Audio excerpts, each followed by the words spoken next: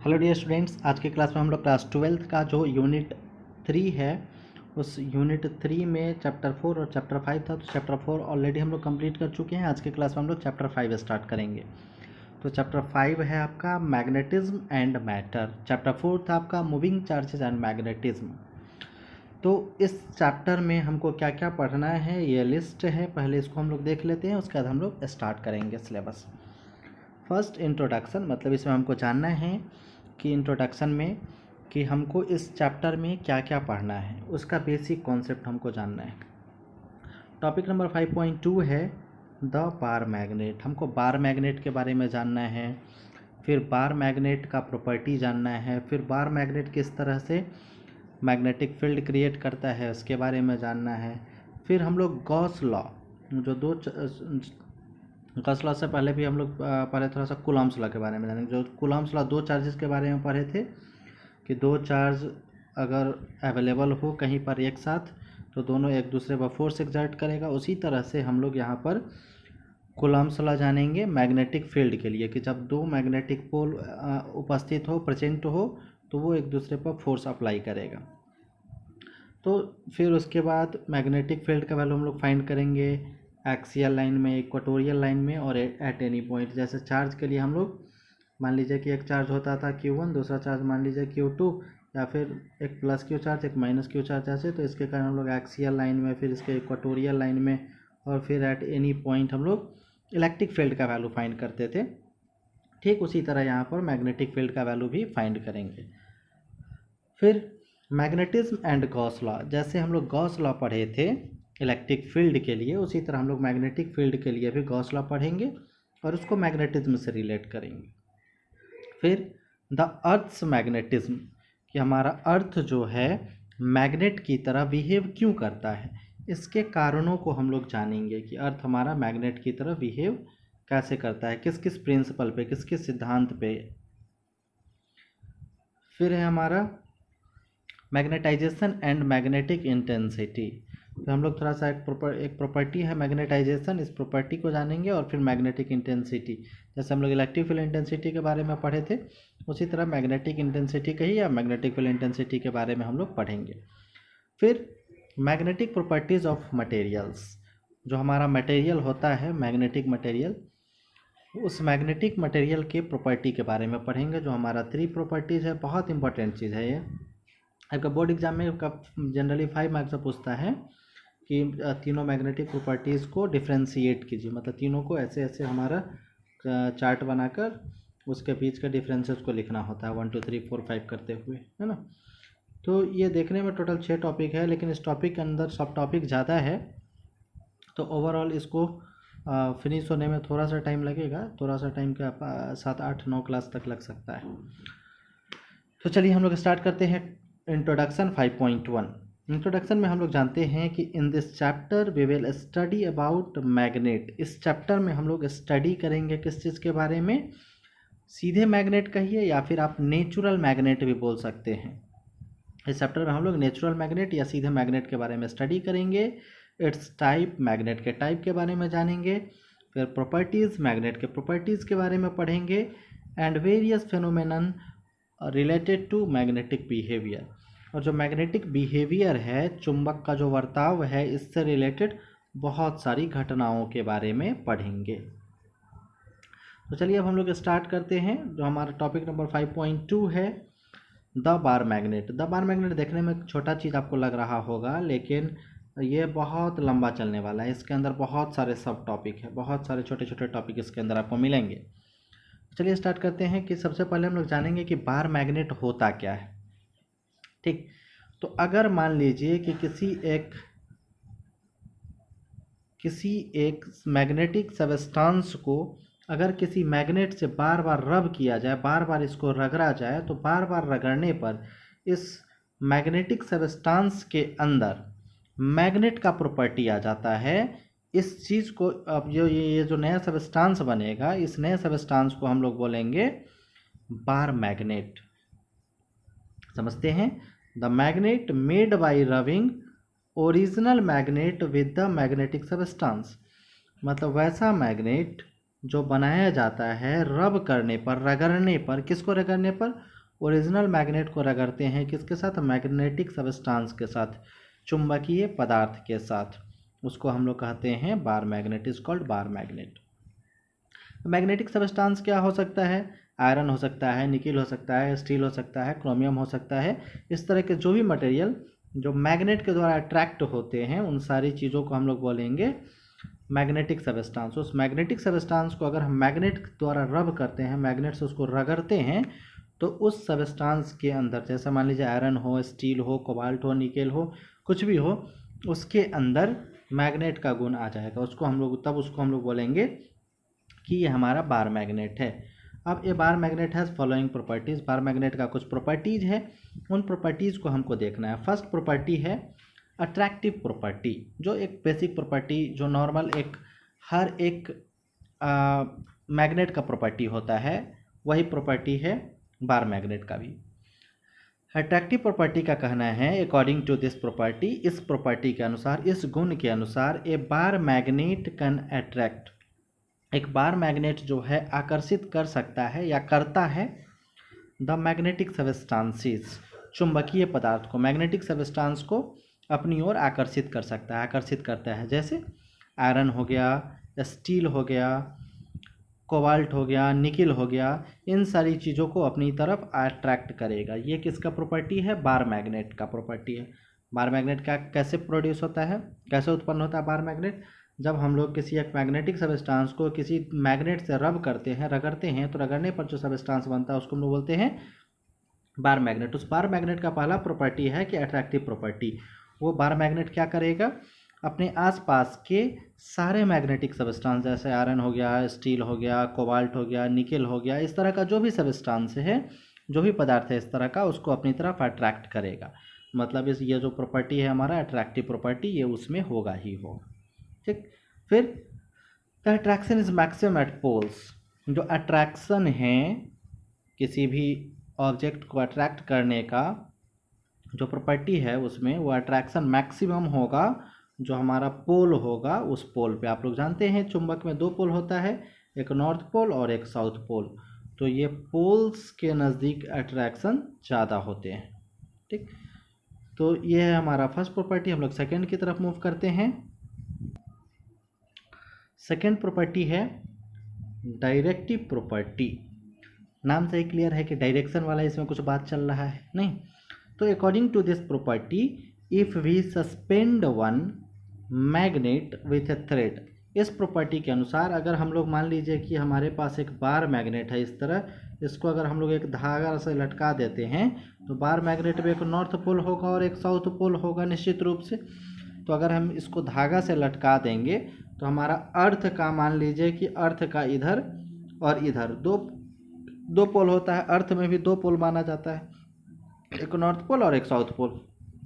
तो इस धागा में इस एक बार मैग्नेट को बांध के अगर आप घुमा के छोड़ दीजिएगा या किसी भी डायरेक्शन में छोड़ दीजिएगा, तो इसका जो नॉर्थ पोल है वो अर्थ के नॉर्थ पोल की तरफ आ जाएगा, और इसका जो साउथ पोल है वो अर्थ के साउथ पोल की तरफ आ जाएगा ऑटोमेटिकली।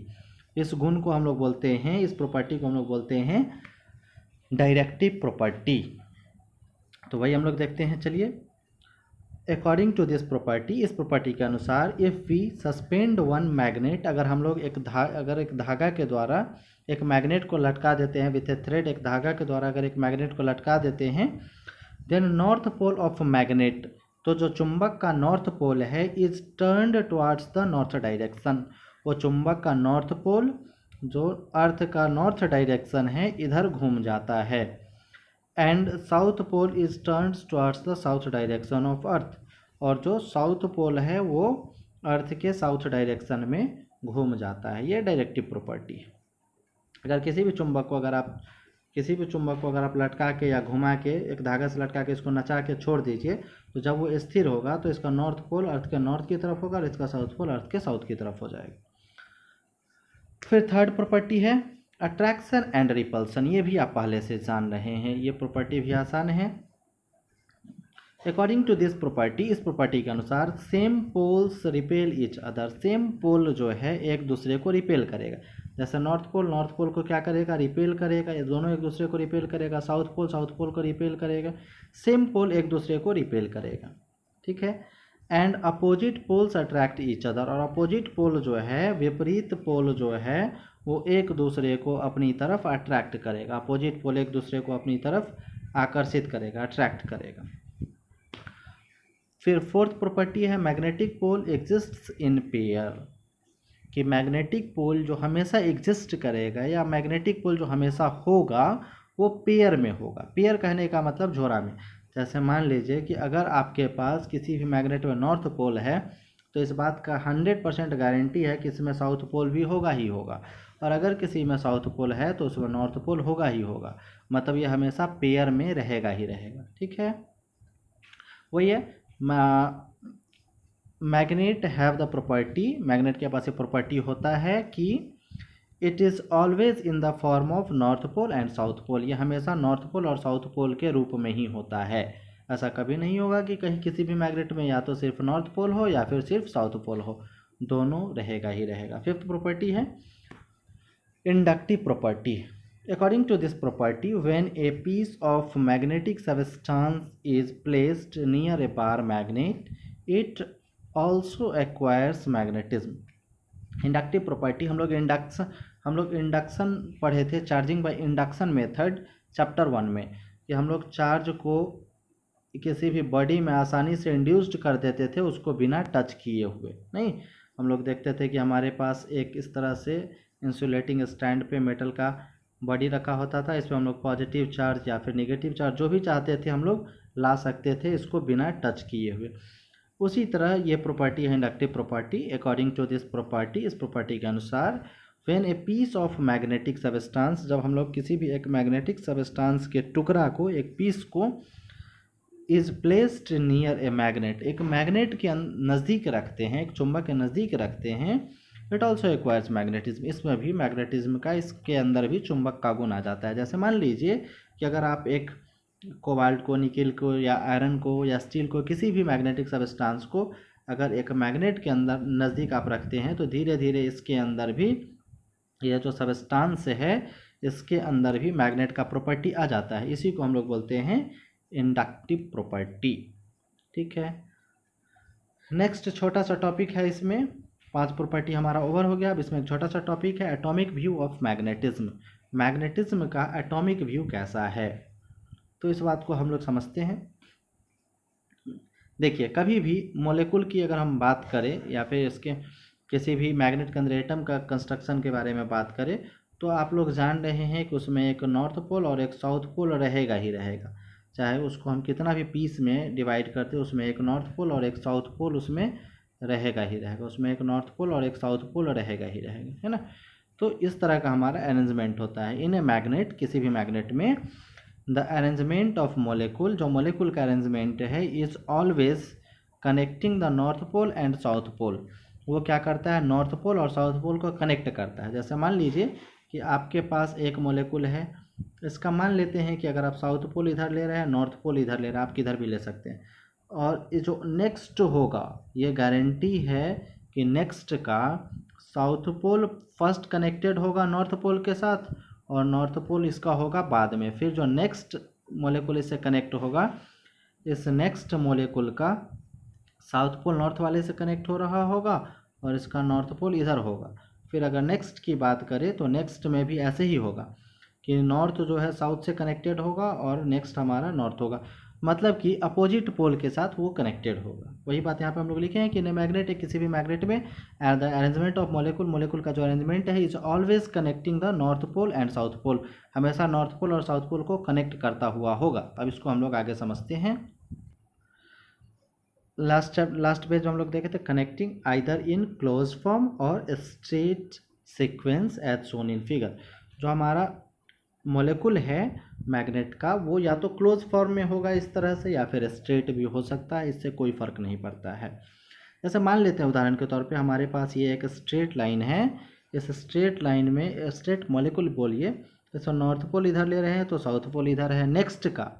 अब इसका साउथ पोल यहाँ पे एंड हो रहा है तो जो हमारा नेक्स्ट है उसका नॉर्थ यहाँ से शुरू होगा, इसका नॉर्थ यहाँ से शुरू हो रहा है, साउथ खत्म हो रहा है यहाँ पे मान लीजिए, तो जो नेक्स्ट है हमारा उसका साउथ के पास नॉर्थ रहेगा और साउथ इधर रहेगा, और चूंकि यहाँ पर साउथ है तो नेक्स्ट का नॉर्थ यहाँ पर रहेगा और साउथ यहाँ पर रहेगा। अगर मान लीजिए साउथ यहाँ पर है तो नेक्स्ट का नॉर्थ यहाँ पर रहेगा, मतलब साउथ और नॉर्थ इस तरह से हमारा कनेक्शन बना हुआ रहेगा एक क्लोज फॉर्म में या ओपन फॉर्म में, किसी भी फॉर्म में। जैसे मान लीजिए कि यहाँ पर हमारा नॉर्थ इधर है, साउथ इधर है, तो नेक्स्ट में क्या होगा, नेक्स्ट का नॉर्थ इधर रहेगा, साउथ इधर रहेगा।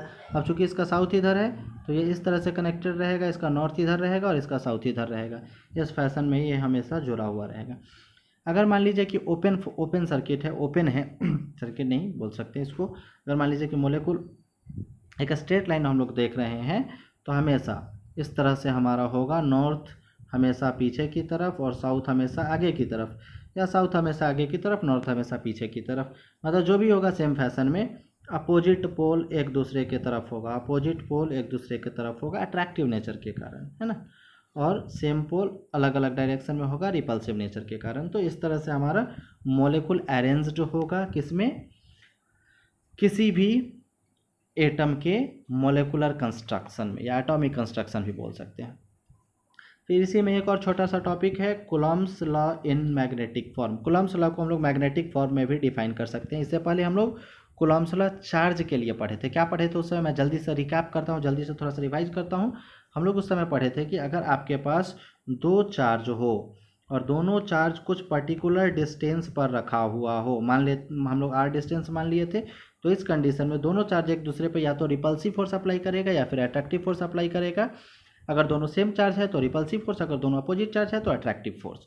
और यहाँ जो फोर्स था वो फोर्स डायरेक्टली प्रोपोर्शनल था किसके, दोनों चार्ज के मैग्नीट्यूड के प्रोडक्ट के, और इन्वर्सली प्रोपोर्शनल था दोनों के बीच के डिस्टेंस के स्क्वायर के। सेम कॉन्सेप्ट यहाँ पर भी है, बस चार्ज के जगह पे हमारे पास पोल आ गया है। समझिए, द फोर्स ऑफ अट्रैक्शन और रिपल्सन, जो फोर्स ऑफ अट्रैक्शन या फिर रिपल्सन है बिटवीन टू मैग्नेटिक पोल्स, दो मैग्नेटिक पोल्स के बीच, इज डायरेक्टली प्रोपोर्शनल। वो क्या है, डायरेक्टली प्रोपोर्शनल है किसके, to the product of magnetism of both poles. वो डायरेक्टली प्रोपोर्शनल, मान लेते हैं कि हमारे पास इधर एक नॉर्थ पोल है और इधर एक साउथ पोल है, या फिर दोनों नॉर्थ पोल है या फिर दोनों साउथ पोल है। हम लोग यहाँ पर दोनों नॉर्थ पोल मान लिए हैं, तो यहाँ पर कैसा फोर्स होगा, दोनों सेम पोल है तो रिपल्सिव फोर्स होगा। ये नॉर्थ पोल इसको इधर रिपेल कर रहा होगा और ये नॉर्थ पोल इसको इधर रिपेल कर रहा होगा, यहाँ पर रिपल्सिव फोर्स है। अगर दोनों अपोजिट पोल होता तो अट्रैक्टिव फोर्स होता। तो वही इसका कहना है कि जो फोर्स ऑफ अट्रैक्शन यहाँ पे हो रहा है या रिपल्सन हो रहा है, यहाँ पर रिपल्सन हो रहा है, तो जो रिपल्सन या अट्रैक्शन का जो भी फोर्स है वो डायरेक्टली प्रोपोर्शनल है किसके, वो डायरेक्टली प्रोपोर्शनल है दोनों के मैग्नीट्यूड, दोनों पोल के मैग्नेटिज्म के प्रोडक्ट के। तो मान लेते हैं कि इस नॉर्थ पोल का, ये नॉर्थ पोल का मैग्नेटिज्म m1 है और ये नॉर्थ पोल का मैग्नेटिज्म n2 है। अलग अलग हो सकता है, मान लेते हैं कि ये थोड़ा बड़ा है, ये थोड़ा सा छोटा है, या फिर उल्टा भी हो सकता है। तो जो हमारा फोर्स है वो डायरेक्टली प्रोपोर्शनल है m1 इंटू m2 के। ठीक, अगर आप इसको चार्ज वाले से रिलेट करेंगे बड़ा आसानी से आपको याद हो जाएगा। बस पोल, चार्ज के जगह पर बस पोल है। फिर आगे है and inversely proportional to the square of distance between both poles. और जो हमारा फोर्स है वो इन्वर्सली प्रोपोर्शनल है दोनों के बीच के डिस्टेंस के स्क्वायर के, जैसा कि उसमें भी था। मतलब पहली बात यह है कि हमारा फोर्स डायरेक्टली प्रोपोर्शनल है दोनों पोल के मैग्नेटिज्म के प्रोडक्ट के, और इन्वर्सली प्रोपोर्शनल है दोनों के बीच के डिस्टेंस के स्क्वायर के। अब दोनों को अगर हम कंबाइन करें, चलते हम लोग नेक्स्ट पेज में, अगर दोनों को हम कंबाइन करें तो F प्रोपोर्शनल है m1 into m2 by r square के। अब अगर हम यहाँ प्रोपोर्शनल को हटाना चाहें, F इक्वल टू करना चाहे, तो हमको एक कांस्टेंट चाहिए होगा। हम लोग मान लेते हैं कांस्टेंट K है, और आप जानते हैं मैग्नेटिक कांस्टेंट K का वैल्यू होता है म्यू नॉट बाई 4 पाई। इस चीज़ का जिक्र पिछले चैप्टर में भी हुआ था, जिसका वैल्यू अगर हम बात करें तो कितना होता है 10⁻⁻7 वेबर पर एम्पियर पर मीटर, या फिर अगर आप इसको टेस्ला में लिखना चाहें तो 10⁻⁻7 टेस्ला पर एम्पियर मीटर। ठीक है, फिर अब इस के का जो वैल्यू है म्यू नॉट बाई 4 पाई, इसको हम लोग यहाँ पे पुट कर सकते हैं। तो यहाँ पे अगर डालेंगे तो F इक्वल टू हो जाएगा mu naught by 4 pi into m1 into m2 by r square. ये हमारा मैग्नेटिक फोर्स का वैल्यू हो गया किसके लिए, बार मैग्नेट के दो पोल के बीच, कि दोनों पोल एक दूसरे पे अट्रैक्टिव या रिपल्सिव जो भी फोर्स अप्लाई करेगा वो फोर्स का वैल्यू इतना हो जाएगा। ठीक है, अब जैसे हम लोग वहाँ पर डाइपोल या फिर डाइपोल मोमेंट देखे थे, उसमें हम लोग इलेक्ट्रिकल डाइपोल या इलेक्ट्रिकल डाइपोल मोमेंट भी बोल सकते हैं। अगर सीधे डाइपोल या डाइपोल मोमेंट अगर बोला जाए तो उसका मतलब आपको इलेक्ट्रिकल ही समझना है, मैग्नेटिक डाइपोल मोमेंट आपको कभी नहीं समझना है। उसको इलेक्ट्रिक डाइपोल मोमेंट या सीधे डाइपोल मोमेंट भी हम लोग बोलते थे। लेकिन अगर मैग्नेटिक अगर कहीं भी रहेगा, क्वेश्चन आपसे पूछा जाएगा, तो आपको मैग्नेटिक उसमें इन्वॉल्व करना ज़रूरी है। मैग्नेटिक बोलेगा तभी आप उसको मैग्नेटिक डाइपोल मोमेंट या मैग्नेटिक डाइपोल समझेंगे, नहीं तो आप उसको इलेक्ट्रिक डाइपोल। अगर सीधे पूछा क्वेश्चन में कि व्हाट इज़ डाइपोल या फिर इलेक्ट्रिक डाइपोल, इस तरह से पूछेगा आपसे। अगर मैग्नेटिक पूछना हो तो मैग्नेटिक का उसमें जिक्र होगा ही होगा 100%। तो हम लोग समझते हैं मैग्नेटिक डाइपोल और मैग्नेटिक डाइपोल मोमेंट क्या है, बिल्कुल सिमिलर है, उसके जैसा ही है। उसमें हम लोग क्या देखते थे कि अगर आपके पास दो इक्वल और अपोजिट चार्ज, मान लीजिए कि ये प्लस क्यू चार्ज है, ये माइनस क्यू चार्ज है, दोनों चार्ज कुछ डिस्टेंस पर अगर रखा हुआ है, मान लेते थे हम लोग कि 2a डिस्टेंस पर रखा हुआ है, तो इस कंडीशन में ये जो हमारा सिस्टम फॉर्म होता है, इस सिस्टम को हम लोग बोलते थे इलेक्ट्रिक डाइपोल। और इलेक्ट्रिक डाइपोल मोमेंट किसको हम लोग बोलते थे कि it is the product of magnitude of either of the charge and distance between both charges.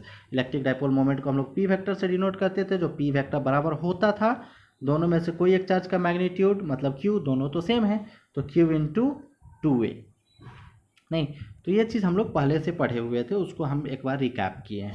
अब हम लोग पढ़ते हैं magnetic dipole and magnetic dipole moment. तो पहले magnetic dipole, a system of two equal and opposite magnetic poles, मतलब एक ऐसा सिस्टम जो दो इक्वल और अपोजिट मैग्नेटिक पोल से बना हुआ है, placed at a fixed distance, जो रखा हुआ है कुछ एक फिक्स दूरी पर, इसको हम लोग बोलेंगे मैग्नेटिक डाइपोल। यहाँ पर मैग्नेटिक हम छोड़ दिए हैं, इज कॉल्ड, यहाँ पर आप मैग्नेटिक अपने मन से लिख लेंगे, मैग्नेटिक डाइपोल, ठीक है। तो एक ऐसा सिस्टम जिसमें दो इक्वल और अपोजिट मैग्नेटिक पोल है, दोनों अपोजिट है, यह साउथ पोल है, यह नॉर्थ पोल है, तो दोनों अपोजिट पोल हो गया और दोनों इक्वल है, दोनों का वैल्यू, दोनों का मैग्नीट्यूड सेम है ना। तो a magnitude of two equal and opposite magnetic pole, एक ऐसा सिस्टम जो दो इक्वल और अपोजिट मैग्नेटिक पोल से बना हुआ है, दोनों मैग्नेटिक पोल का वैल्यू m है, मतलब इक्वल है, और दोनों अपोजिट है, एक साउथ पोल है और एक नॉर्थ पोल है, दोनों एक फिक्स्ड दूरी पर रखा हुआ है, दोनों एक फिक्स्ड डिस्टेंस पर रखा हुआ है, जिसका वैल्यू हम लोग मान लिए हैं 2l। ऐसा हम लोग कैलकुलेशन को आसान बनाने के लिए माने, आप x y z कुछ भी माना जा सकता है, जो फ्यूचर में इससे रिलेटेड चीज़ों को हम पढ़ेंगे तो थोड़ा सा कैलकुलेशन लेंदी होगा, इसलिए अपनी सुविधा के लिए हम लोग दोनों पोल के बीच के डिस्टेंस को 2l कंसीडर कर लिए हैं, ठीक है। तो consider two equal and opposite magnetic poles, north pole and south pole, are having magnitude m placed at distance 2l। मान लीजिए कि हमारे पास दो इक्वल और अपोजिट मैग्नेटिक पोल, एक नॉर्थ पोल है और एक साउथ पोल है, दोनों का मैग्नीट्यूड कितना है, दोनों का मैग्नेटिक फील्ड या दोनों के मैग्नेटिक फील्ड का, या फिर कहिए दोनों के मैग्नेटिक पोल का मैग्नीट्यूड m है, जो कितना डिस्टेंस पर रखा हुआ है, 2l डिस्टेंस पर रखा हुआ है। अब इस कंडीशन में अगर हम मैग्नेटिक डाइपोल मोमेंट को अगर एक्सप्लेन करना चाहे, तो जैसे इलेक्ट्रिक डाइपोल मोमेंट था वैसे ही मैग्नेटिक डाइपोल मोमेंट भी है, कि magnetic dipole moment is the product, magnetic dipole moment गुणनफल है दो चीज़ों का, product of magnitude of either of the pole, दोनों में से किसी एक पोल का मैग्नीट्यूड, तो दोनों पोल का मैग्नीट्यूड तो सेम है, कितना है दोनों पोल का मैग्नीट्यूड, m ही है ना। तो यह प्रोडक्ट है दोनों में से किसी एक पोल के मैग्नीट्यूड का, तो दोनों पोल का मैग्नीट्यूड हमारा m है, और फिर आगे है and the distance between both poles, और दोनों पोल के बीच का डिस्टेंस, तो दोनों पोल के बीच का डिस्टेंस हम लोग 2l मान लिए हैं। तो जो हमारा मैग्नेटिक डाइपोल मोमेंट है वो प्रोडक्ट है दोनों में से किसी एक पोल के मैग्नेटिज्म का और दोनों पोल के बीच का डिस्टेंस का, मतलब m इंटू 2l का। और जो मैग्नेटिक डाइपोल मोमेंट है इसको हम लोग m वेक्टर से डिनोट करेंगे, मतलब m vector is equal to m into 2l। यही है हमारा मैग्नेटिक डाइपोल मोमेंट, जो आप नीचे देख पा रहे हैं। मैग्नेटिक डाइपोल मोमेंट को हम लोग m वेक्टर से डिनोट कर रहे हैं, m vector equal to m into 2l। जैसे हम लोग इलेक्ट्रिक डाइपोल मोमेंट को डिनोट करते थे p वेक्टर से, ये बराबर होता था दोनों में से कोई एक चार्ज का मैग्नीट्यूड इंटू दोनों के बीच का डिस्टेंस 2a, है ना। वहाँ पे हम लोग 2a डिस्टेंस लेते थे, यहाँ पे हम लोग 2l डिस्टेंस ले रहे हैं। वहाँ पर चार्ज का मैग्नीट्यूड q होता था, यहाँ पर मैग्नेटिक पोल का मैग्नीट्यूड m है। वहाँ पे मैग्नेटिक फील्ड को हम लोग इलेक्ट्रिक फील्ड को हम लोग p वेक्टर से डिनोट करते थे, यहाँ मैग्नेटिक फील्ड को हम लोग एम वेक्टर से डिनोट करेंगे। ये बेसिक डिफरेंस है जो आप चैप्टर 1 में पढ़े थे। समझिए कि वही चीज़, वही सारा चीज़, वही चीज़ क्या इनफैक्ट समझिए कि वही 60-70% पोर्शन वही इलेक्ट्रिक, बस इधर कन्वर्ट हो गया है मैग्नेटिक में। प्रोसेस सेम है, सब कुछ सेम करना है आपको। अगर आप इलेक्ट्रिक वाला भी याद रखते हैं तो आपको मैग्नेटिक वाला 100% याद रहेगा। और अगर आप अभी तक इलेक्ट्रिक वाला नहीं पढ़े थे, इलेक्ट्रिक डाइपोल मोमेंट नहीं पढ़े थे, इलेक्ट्रिक फील्ड नहीं पढ़े, तो अभी आप पढ़ लीजिए। अभी आप मैग्नेटिक वाला पढ़ लीजिए, एकदम 100% इलेक्ट्रिक वाला भी वही है, सेम है, दोनों एकदम सिमिलर है, बस नाम का डिफरेंस है। वहाँ पे चार्ज हुआ करता था पॉजिटिव चार्ज और निगेटिव चार्ज, और यहाँ पर पोल है। जो हमारा पॉजिटिव चार्ज है वो नॉर्थ पोल जैसा बिहेव करता था, और जो निगेटिव चार्ज है वो साउथ पोल जैसा हमारा बिहेव करेगा। और दोनों के बीच का डिस्टेंस हमारा 2a हम लोग लेते थे, यहाँ पर डिस्टेंस हमारा 2l है। बाकी सारा स्टोरी सेम है, सब कुछ हमको सेम प्रोसेस फॉलो करना है। तो उम्मीद है आप लोग इसको बेहतर ढंग से समझे हैं। अगर नहीं समझे हैं तो एक बार फिर से आप इसको रिकैप करके वीडियो को देख सकते हैं, एक बार फिर से समझने का प्रयास कर सकते हैं। तो मिलते हैं हम लोग नेक्स्ट क्लास में, तब तक आप लोग अपना ख्याल रखिएगा, अच्छे से रहिएगा। तब तक के लिए बाय बाय।